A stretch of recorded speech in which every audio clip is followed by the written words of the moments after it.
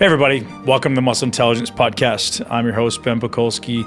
Today I'm sitting in my office with my laptop on my lap, having just spent the better part of 12 months writing out well over 100,000 words and clarifying my life and clarifying my message and really getting down to the nitty-gritty of what I want to teach to the world. And I spent the last 20 years mastering muscle building. I've tried absolutely everything under the sun. I've worked hard. I've done many things smart. I've done many things wrong. And I've narrowed down muscle building to an extremely, extremely simple process that unfortunately very few people actually understand. And we really complicate it unnecessarily. It's a relatively simple process, yet it seems as though most people just don't understand it. If you look at muscle building from its core root, its foundational principles, it's so effectively simple. Yet, like many things in life, we try to complicate it because we're looking for this complex answer. So in today's podcast, if you haven't already guessed, it's going to be a solo podcast, me telling you about, ultimately decoding this muscle building piece the best I know how.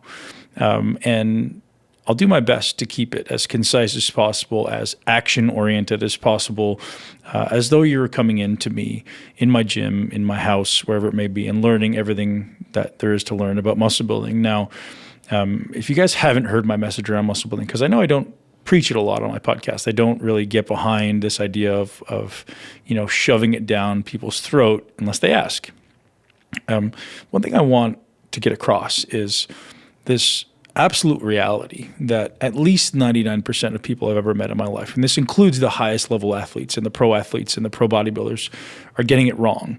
And that doesn't mean you can't build muscle. It just means you're going to build it by accident. And some people can build it well by accident. Some people compensate really well. Some people have great genetics. Some people have huge drug regimens that allows you to overcome your genetic limitations or your absolute poor execution in the gym. Most people just aren't getting it done in the gym. And there's many levels to not getting it done in the gym, right? There's this level of, you just don't work hard, so you don't have the necessary power output. There's the step that even precedes that, which is most people just don't have the skill. So if I wanted to read a book, well, first I need to learn how to read the letters of the alphabet, and then I need to learn how to put them together in words, and then I put them together in sentences, and then I can read paragraphs, and eventually I can start to understand a language, and then eventually I can read fast and have a high level of comprehension. But most people, when it comes to fitness, they think it's just about working hard. And if you think about that logically, it's like reading books faster and faster and faster without actually understanding anything, right? So when I go in the gym, I want to get the most out of my workout, not necessarily do the most. I want to get the most of what I put in. So when you walk into the gym, your objective then is to not do as much as you possibly can. Your objective then is not to work as hard as you possibly can. The objective, first and foremost, should be to challenge muscles. We can all hopefully logically see how that path makes sense. So again, realizing, guys, this isn't the fault of anyone. This is just the paradigm in the fitness industry today. For the last 40 years and probably beyond, there's been no thought. There's been no education. There's been just trial and error. And that really works for me. And then there's been science, which is trying to substantiate the physiological mechanisms behind building muscle. So we're looking at mechanical damage, we're looking at metabolic stress, we're looking at cell swelling, all these mechanical mechanisms that happen inside the muscle of actually building muscle. So we know a fair amount about that. But what people neglect to understand is how to get those things to happen in the greatest proportion. And even when they try to equate 3 sets of 8 versus 3 sets of 20. It's very hard to be able to equate those things when you haven't standardized the stimulus, right? So if I can't tell you that 1 rep is always 1 rep, well, how do I know that when I scale one of these variables that I'm actually progressing, right? So if you're doing a set of bicep curls or a set of squats, most people, 95% of people, every rep will get progressively worse as the set goes on, as far as the amount of work being done in the muscle, right? So your body does this on purpose. Your body is evolved to make things easier. It's evolved to complete movements. It's evolved to be as efficient as possible. So burning as few calories as possible, challenging the muscle as little as possible. Right? That's evolution. So that's hundreds of thousands, if not millions of years of evolution to be safe, to be protective, to burn as few calories as possible. Now, we've come along and we've decided we're much smarter and we want to challenge these muscles rather than just, hey, I just want to do this exercise. Well, I want this muscle to actually grow. So it actually requires this really counterintuitive approach. You have to actually go, well, no, I don't want you, Mr. Muscle, to make this easy for me. I actually want to make it as hard as I possibly can because I want to challenge this muscle, which goes against everything your body's ever designed to do. So now you have to step back and say, well, how do I do that? And there's a lot of mistakes people make in this process. And I want to walk you guys through some very simple tactical action items as we go. And if you're sitting at home or in your car, or whatever it is, and you have a muscle that you feel really well, let's call it your biceps or your quads or something like that. Well, I want you to contract it. Let's say everybody now just take your bicep into a fully contracted position so your forearm kind of touches your bicep. And I want you to squeeze it as hard as you can. And I want you to keep trying to progressively squeeze harder and squeeze harder and squeeze harder. And hopefully at some point you get to the point where you're contracting really, really hard and maybe it's almost cramping. And like hold that for a little longer. Now, can you hold that for 5 seconds? Can you hold that for 10 seconds? Most people, the answer will be no. You can hold it for 1 or 2 seconds and then you start to get tired. You go, ow, that really kind of hurts. And most people, if you're like most people, can't even squeeze it hard enough to the point where it cramps or actually starts to hurt. Now, this is where the problem begins to happen or the breakdown begins to happen, right? So objectively, our goal when building muscle should be to increase the amount of contractile potential that a muscle has. So I want this muscle to be able to contract as hard as I possibly can. And this is in a stationary position that we're looking at right now. So we're not moving. So we're not introducing these other confounding variables. We're just doing it in a position of isometric, which means I don't move. I'm just squeezing as hard as I can. So most of us will find you can't even squeeze for longer than 3 to 5 seconds in this stable position. Now, that's no load. So if you can't do it to a maximum contraction to where it hurts, imagine what's going to happen when you start to add load. It starts adding other confounding variables on top, right? It becomes more challenging. It becomes harder for you to focus on that muscle. All these other things start to become equated. So if I'm squeezing my bicep as hard as I can, now I put a 30-pound dumbbell in your hand. Well, you stop thinking about the bicep and you start thinking about the dumbbell in your hand. So think about that, right? Now we're taking all this focus away from the bicep, putting it somewhere else. Well, that makes it even harder for us to directly challenge a muscle.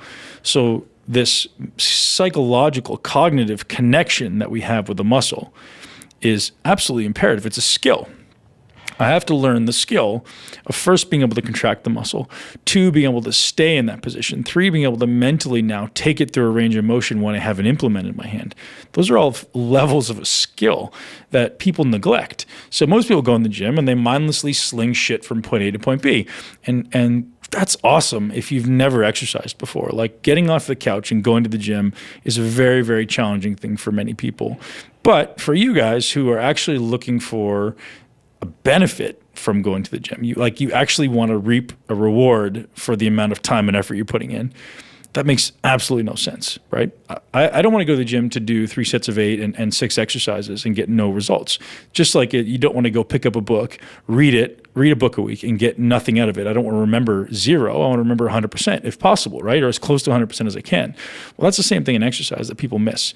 Is people go into the gym and they do and they leave and they get nothing. And they go, gosh, I don't know what I'm doing. I must have bad genetics, or I must have poor nutrition, or some BS, I don't sleep very well, or some BS that story that they tell themselves as to why they don't get results. And the reality is, guys, most of us just aren't getting it done in the gym because they're not walking through these basic steps that I'll tell you today that are necessary for you to start actually building muscle.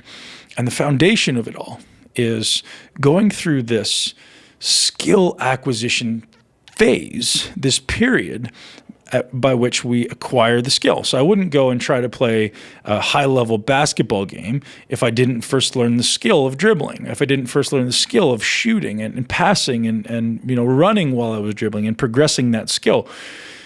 So how can we then assume that we can walk into a gym and build a world-class physique or any appreciable amount of physique for our goal without first learning the skill? And this is the thing that everybody misses. Everyone goes, well, I need to work harder, or I need to do more sets or more reps or more load, but they're missing this foundational piece that is skill acquisition. And this is what I've taken it upon myself over the last coming up on 10 years now to bring to your attention and the attention of the world as being the missing link in muscle building. Hopefully this explanation makes it clear to you as to why it just makes so much sense. So if I'm trying to do 3 sets of 8 repetitions, so we're going to equate.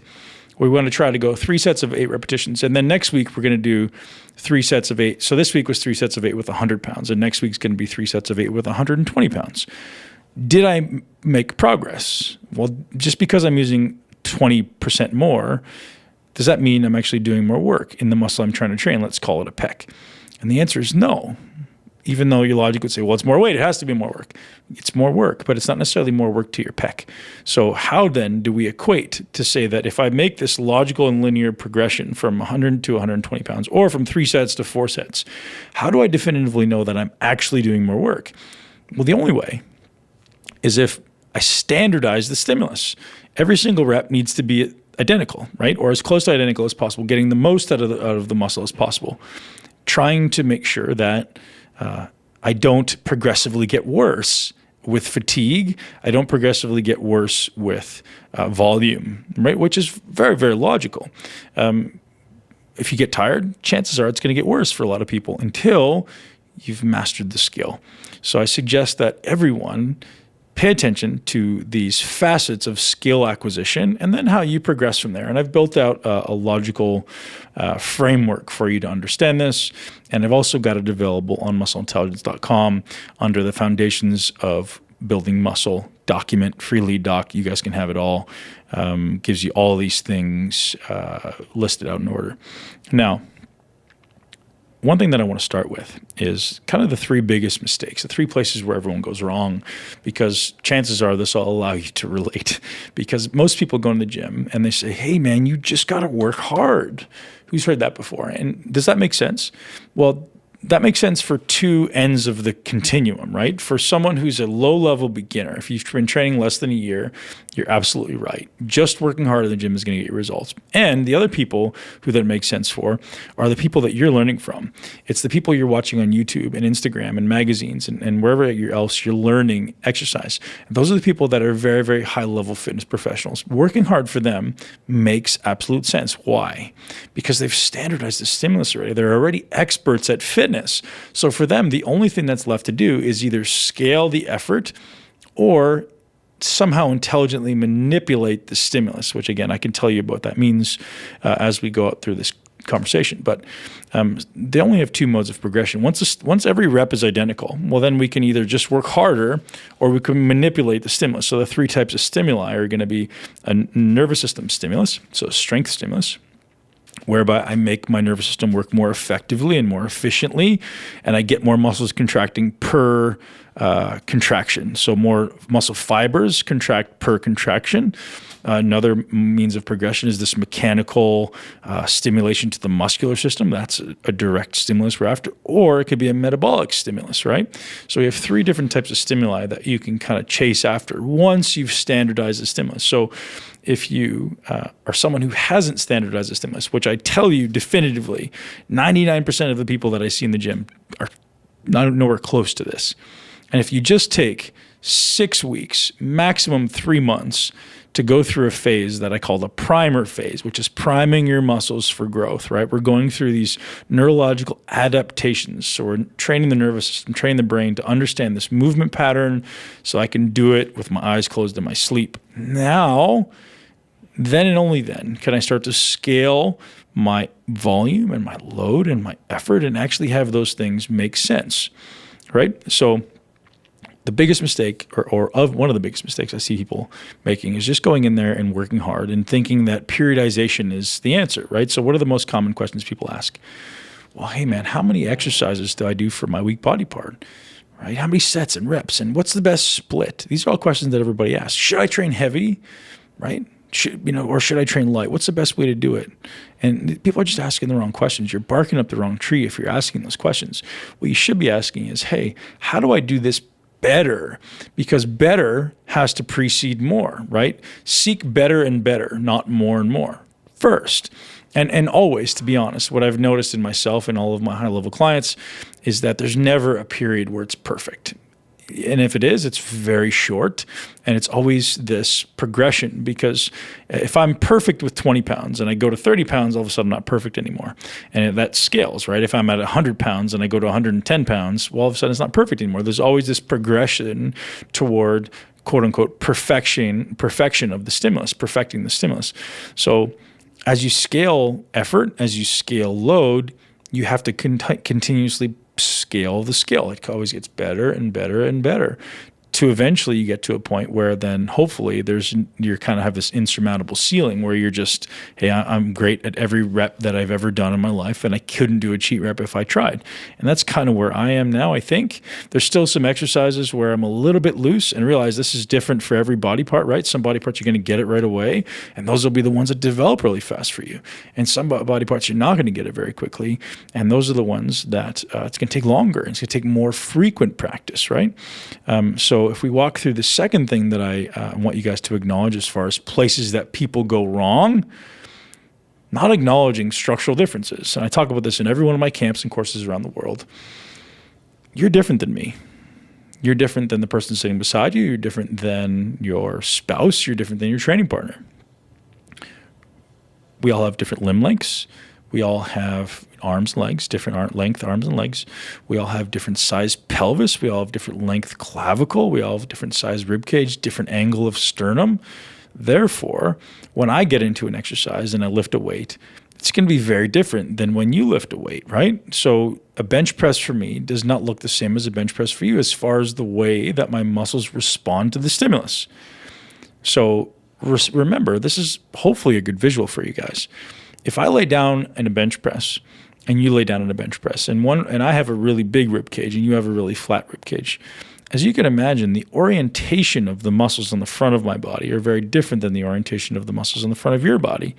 So therefore, the muscular recruitment pattern will be different. I may recruit, it doesn't make it better or worse, it's just different. So it's important to acknowledge that an exercise that works really well for me may work absolutely terrible for you. And the bench press is a beautiful example, because I can get into a bench press, bench relatively heavy weight, and recruit my pecs really, really well because of the angle of my sternum and the size of my rib cage. It's always been the case. Most people I meet get into a bench press and get sore shoulders, or sore bicep tendons, or can't build their upper pec, and they're just like, I don't know why I can't do it. Well, I can. It's because these exercises don't fit you.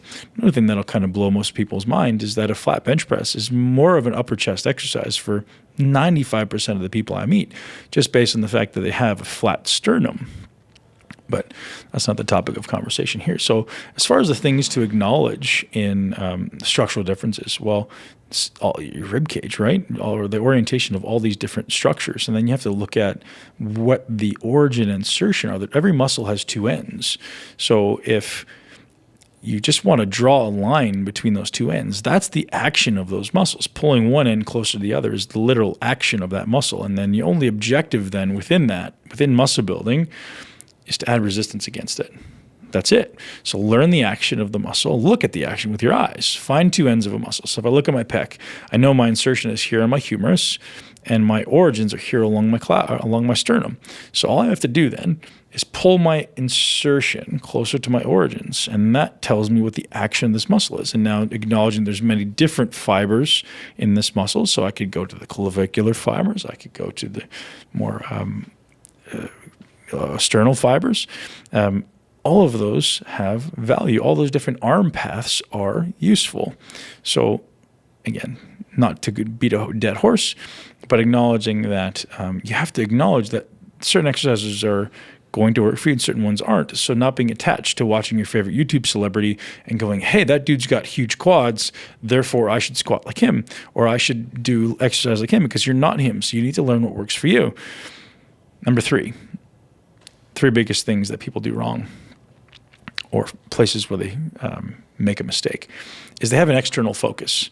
They're focusing on things outside of their body, and they're focusing on how much they lift, how many reps, how many sets, how much volume.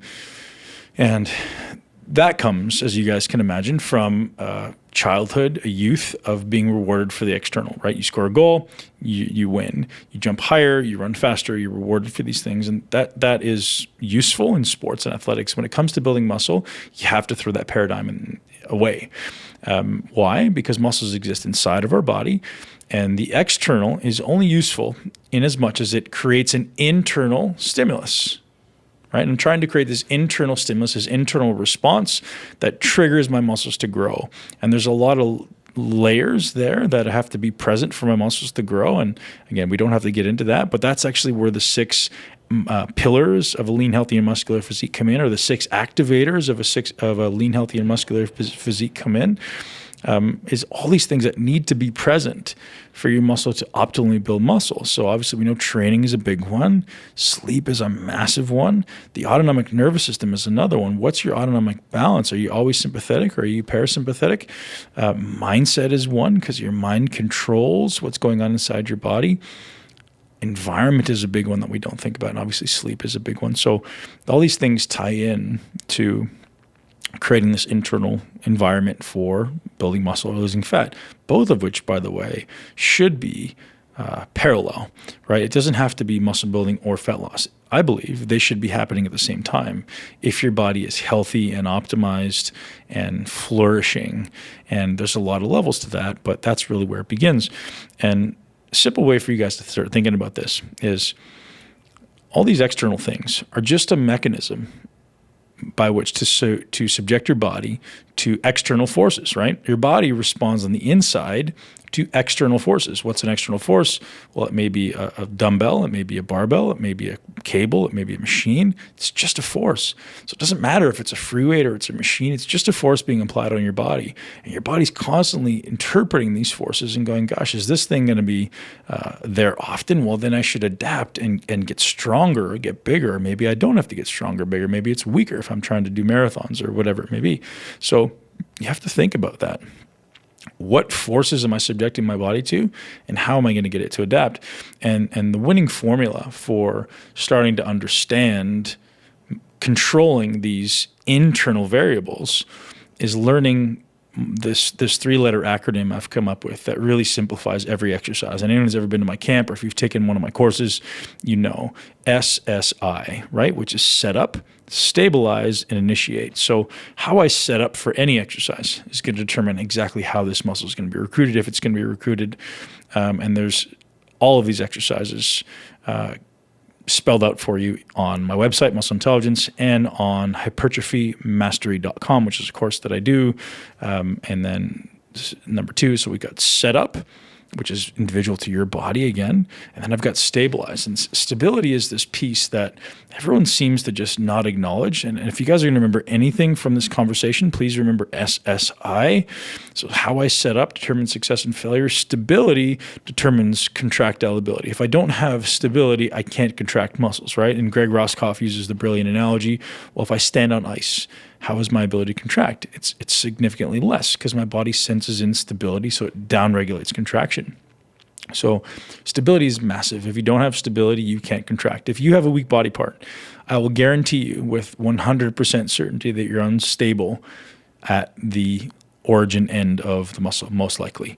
So if it's your legs that you're not building, you likely have a very unstable pelvis. If it's your arms or your pecs or your lats, it's very likely you have unstable scapula, or something around your shoulder is unstable.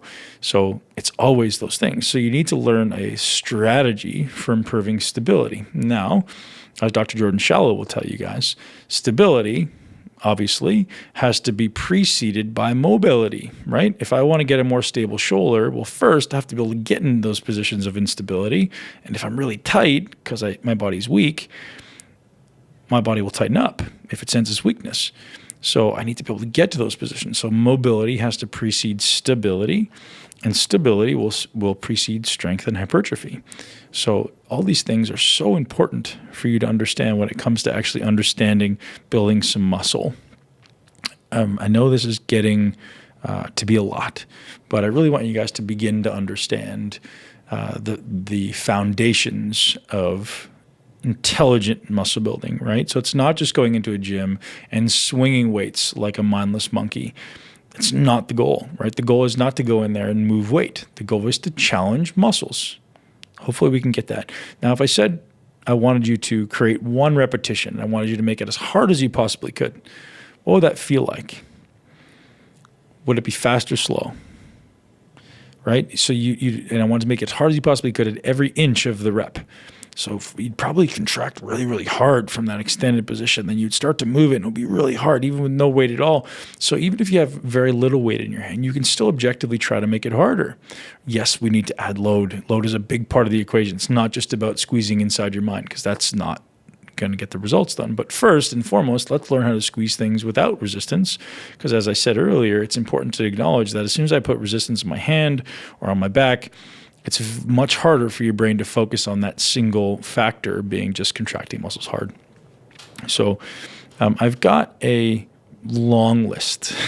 As I said, I've been writing a lot of this stuff for a long time. I've got a long list of things that are kind of prerequisites that need to go into building your greatest body and building maximum muscle in the shortest amount of time, ultimately creating massive efficiency in your workouts, because we don't want to have to work out for 2 hours to create a small amount of stimulus, right? We want to be able to work out for 30 to 40 minutes and create a massive amount of stimulus, which gets our body to respond. So the foundation of it all is learning to first acknowledge your structural limitations or your structure. Then it's building the skill of exercise. And the skill narrows down to these 3 letters that I brought to you, which is SSI. That is the foundation of skill. How I set up for my body, how do I create stability, and how do I initiate, being the last one, how do I initiate with the working muscle? So initiating with the working muscle is very simple, because most people, if you watch them in the gym, and now I'm sure you will, have a very hard time with not moving their body. So when I say stability, I guess I want to dive a little deeper in there. It's literally immobilizing your body as much as possible, because your body's designed to cheat. So your body's going to look for ways to cheat. If your body has a big muscle group that it can use to move, it's going to move into position to use that other muscle group. So you have to make sure you stabilize and immobilize your body from cheating, and then use the muscle you're trying to work to initiate the movement. So guys, I could talk about this stuff for hours and hours and hours, and I'm sure there's a lot of questions. I'm sure there's a lot of uncertainty, but really my goal with this conversation today was to bring to you a thought process behind, hey, what is the primary goal in going to the gym? So if your goal is to build muscle, the goal then is to challenge muscles, right? It's not to complete repetitions. So the next time you walk into the gym and your program reads 3 sets of 8, remember, the goal is not to do 3 sets of 8 necessarily, right? The goal is to challenge the muscle. 3 sets of 8 is just giving you a guideline for the amount of time that you want to be spending challenging this muscle. So use the 3 sets of 8 repetitions as a guideline for you to start determining how much load to use, how much resistance to use, rather than having it be a be-all and end-all to this program, right? So don't be attached to 3 sets of 8. It doesn't matter. It doesn't matter if they're all shit, right? You can't do 3 sets of 8 if they all suck. It doesn't make a difference. It's not the goal. The goal is to make it as hard as you possibly can for that muscle. And then this gets into the mindset of it, and I love the mindset piece. You know, that's really my true passion now that I feel as though this muscle building piece is something that I've come to understand very well. Is the mindset piece then, is how do I seek challenge, right? How do I, instead of avoiding it like most people do, how do I see it and train myself to walk straight into the fire? Because I know that that's where the true benefit lies, is in that fire, that burning, that discomfort, where it's going to be hard, where it's going to be heavy, where it's going to make me stronger. It's going to force me to be stronger physically and mentally. I have to see that, and I have to walk straight toward it. And in my document here, which will eventually be my book, I wrote it into the metaphor that I paint for myself every time I'm walking into that proverbial fire, how to get closer and closer and closer to that proverbial fire. And the true champions are the ones that could stand there and feel the searing heat of the fire and know that the fire is their friend and you're not going to be hurt. It's only going to be helping you become better and better and better, and ultimately building that callus and getting stronger mentally, physically, better at doing this. So I've got endless information for you guys, which is going to be available at muscleintelligence.com. Or if you've already picked up that document, chances are you could be listening to this podcast because you picked up that document. I hope you enjoy it. We have endless information coming at you to help you build your greatest body. If you want to take action right now, head over to hypertrophymastery.com. It's linked in the show notes, and you guys can pick up my latest and greatest course on how to do all this stuff. We're also doing camps and seminars all around the world right now. You can check out muscleintelligence.com or musclecamps.com and check that out, because I hope to be able to share this information with the entire world. And before I let you go, I want to talk a little bit about why I chose to do this and kind of the state of the fitness industry right now with this really sad reality of how social media has negatively impacted the fitness industry. And, social media is such a beautiful thing, right? It's this amazing opportunity to connect, but people are really using it in a negative way. So my vision in the fitness industry is to become the catalyst for creating more mindful, intelligent athletes, mindful, intelligent fitness enthusiasts. And that doesn't have to be an athlete in the sense that they compete or they're a pro athlete, but anyone who loves to exercise, anyone who really wants to live a great life in a body they love.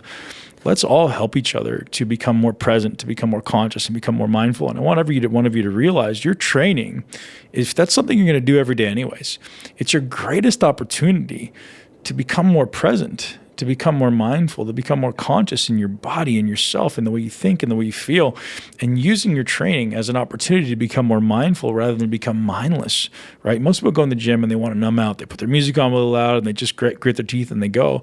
And that has value for some people sometimes if you're just trying to turn your brain off. I get sometimes the necessity to do that. But really the greatest opportunity lies in becoming more present, becoming more mindful, and like connecting with your body and feeling your brain's desire to be distracted and lose focus and not be able to go deep into this one meditative experience that exercise should be. And I really encourage you guys all to consider exercise as a meditative experience. And you'll notice me being, with my eyes closed 95% of the time.